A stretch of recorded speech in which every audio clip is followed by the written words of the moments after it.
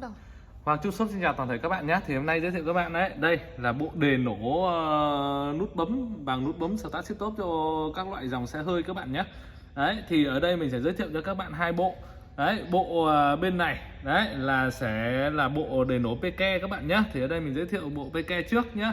Thì với cái bộ PK ấy, thì nó có đầy đủ các phụ kiện như bao gồm nút bấm này, đấy, hai cái anten này, đấy, dây điện thì đồng nguyên chất rất là to các bạn nhé. Đấy, thì đây là sách hướng dẫn sơ đồ là đương nhiên rồi, có sơ đồ chi tiết cho các bạn luôn. Đấy, vẽ bằng sơ đồ cho các bạn đầy đủ luôn. Đấy, thì đây là máy các bạn nhé, máy chủ này và hai cái remote các bạn nhé. Thì ở đây ấy thì với cái tính năng của cái bộ đề nổ PK này ấy thì nó có các tính năng bao gồm như thế là bấm remote, bấm đóng cửa mở cửa là đương nhiên rồi, bấm mở cốt sau nhá, bấm đóng cửa mở cửa chính hai bên nhá. Đấy, rồi là nút tìm kiếm xe trong bến bãi nhá. Đấy, thì ngoài ra thì các tính năng cơ bản đó thì chắc hẳn là các bộ đề nổ thì nhiều bộ có, nhưng đây đặc biệt mà có một tính năng đó là tự động đóng cửa mở cửa khi mình rời xa xe các bạn nhé.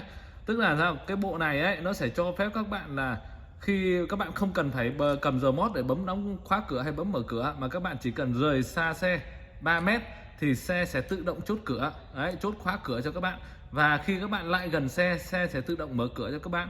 Điều này ấy thì giúp cho các bạn ấy là tránh được các cái tình trạng như thể khi mình quên không bấm khóa xe đấy thì đôi khi là sẽ bị mất mát đồ đạc trong xe, đúng không ạ? Đấy, thì cái bộ này sẽ giúp cho các bạn là các bạn không cần phải lo đến chuyện phải bấm khóa xe.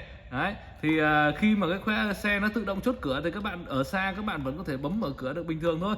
Đấy, nhưng mà đặc biệt khi các bạn xuống xe các bạn chỉ cần đóng cửa lại và các bạn rời đi, đấy, xe sẽ tự động chốt cửa, và khi các bạn lại gần xe sẽ tự động mở cửa các bạn nhé. Ngoài ra ấy, có tính năng là chống trộm cho các bạn, ví dụ như là khi các bạn lại gần xe thì mới có thể bấm đề nổ được, còn khi các bạn rời xa xe thì sẽ không thể nào bấm khởi động được xe các bạn nhé. Đấy, thì các tính năng cơ bản khác thì nó đầy đủ hết, ví dụ như là bấm đề nổ từ xa này, hay là tìm xe bến bãi, bấm mở cốp sau, vân vân. Thì các tính năng thì cơ bản thì đều có đầy đủ hết các bạn nhé. Đấy, thì đây với cái bộ PK này thì nó là một bộ hoàn chỉnh về đầy đủ các tính năng. Đấy, rồi chúng ta sang cái bộ mẫu loại thường các bạn nhé.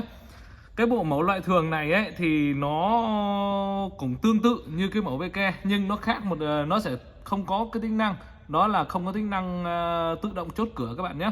Đấy, thì với cái bộ loại thường này ấy thì nó sẽ cũng có các tính năng như là bấm đóng cửa mở cửa, tìm xe bến bãi, bấm mở cốp sau. Đấy, dây điện thì cũng là lõi đồng nguyên chất rất là to các bạn nhé. Đấy, nút đề nổ và bộ trung tâm. Đấy, thì sơ đồ hướng dẫn đâu lắp thì đương nhiên rồi. Đấy, thì với cái bộ loại thường này ấy thì nó sẽ không có cái tính năng là tự động chốt cửa. Đấy, cho nên là đây hôm nay mình sẽ lấy ra hai cái bộ, mình phân tích hai bộ cho các bạn.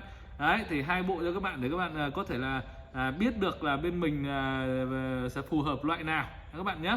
Đấy, thì theo như mình ấy thì rất nhiều các bạn xe và kể cả như mình ấy thì với cái mẫu PK này ấy thì nó sẽ hoàn thiện hơn, nó hoàn chỉnh hơn. Đấy, đặc biệt là các bạn sẽ không cần phải nhớ là khi bước xuống xe là không cần phải nhớ là phải bấm đóng cửa hay mở cửa, mà tất cả nó sẽ là tự động các bạn nhé. Đấy, thì khi mà thời tiết nắng nóng thì chúng ta có thể là bấm đề nổ từ xa. Đấy, đề nổ từ xa thì các bạn cứ bấm nút đóng cửa hay nút mở cửa đây, các bạn cứ bấm giữ cho mình khoảng 3 giây thì xe sẽ tự động đề nổ từ xa nhé. Đấy, thì với các ngày nắng nóng thì ta có thể sử dụng được tính năng đề nổ từ xa, còn cái tính năng tự động chốt cửa mở cửa thì nó quá là ok rồi, đúng không ạ? Đấy, thì bạn nào đang xem cái video này đồng nghĩa vấn đề là sản phẩm bên mình vẫn đang bán và phân phối trên toàn quốc các bạn nhé. Đấy, thì bên mình ấy thì là ship hàng toàn quốc. Đây, bạn nào mà đang còn thắc mắc về sản phẩm, cần tư vấn về sản phẩm và cần mua sản phẩm, các bạn alo trực tiếp cho mình theo số điện thoại hoặc số Zalo này các bạn nhé, là 0986 488 111. Đấy, thì bên mình ấy là hỗ trợ là ship hàng toàn quốc cho các bạn. Đấy, thì các bạn nhận hàng tại nhà các bạn nhé. Đấy, thì có sản phẩm thì có sơ đồ lắp đặt đàng hoàng. Đấy, bạn nào về mà tự lắp mà chưa hiểu lắm thì có thể là gọi trực tiếp, alo trực tiếp cho mình, bên mình sẽ hướng dẫn cho các bạn cách lắp nhé. Còn nếu mà nhiều bạn chẳng hạn như là mua về, có thể chẳng hạn như là mang ra các cái thợ mà chuyên sửa điện ô tô. Đấy, thì các thợ chuyên sửa điện ô tô các bạn nhé, thì chỉ với 50.000 hoặc 100.000 người ta chỉ lắp khoảng 30 phút là xong các bạn nhé. Đấy, thì nó rất là thuận tiện thôi. Đấy, còn bạn nào mà tự lắp thì cứ alo trực tiếp cho mình sẽ hướng dẫn các bạn nhé. Đấy thì bên mình thì ship hàng toàn quốc, nên bạn nào có nhu cầu muốn mua sản phẩm thì các bạn nói cho mình cái sản phẩm các bạn muốn mua. Là bộ này, bên này là bộ loại thường các bạn nhé.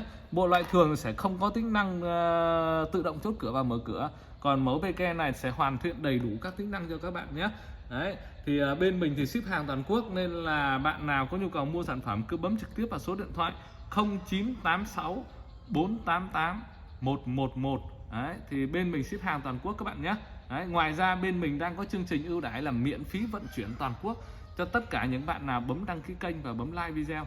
Vì vậy các bạn bấm đăng ký kênh ủng hộ mình các bạn nhé. Rồi, chào toàn thể các bạn.